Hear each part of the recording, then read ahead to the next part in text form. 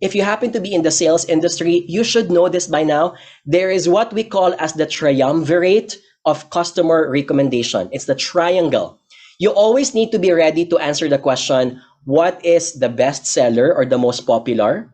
Which one is the most cost effective? So someone will always ask, if I'm under a budget, which one do you recommend? If I'm a family of 5, which one do you think is the sulit or the most valuable package? And then number 3, what's the non-negotiable feature? An example of that in restaurants would be, what is that one thing that I should not miss out eating in this restaurant, right?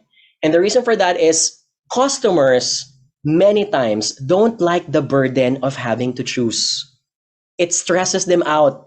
It makes them feel that if they make the wrong decision, they will regret it.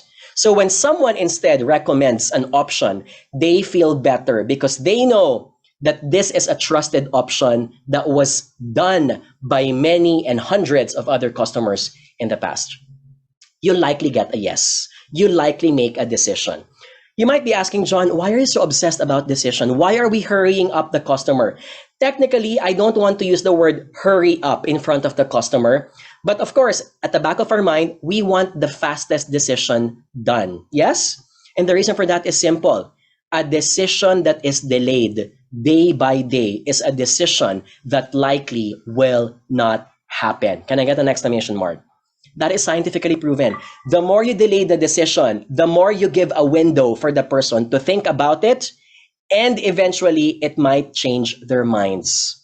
Especially when they were already about to purchase the product inside the store. The faster you make them do the decision, the more it can be an impulse decision that is in favor of your sales.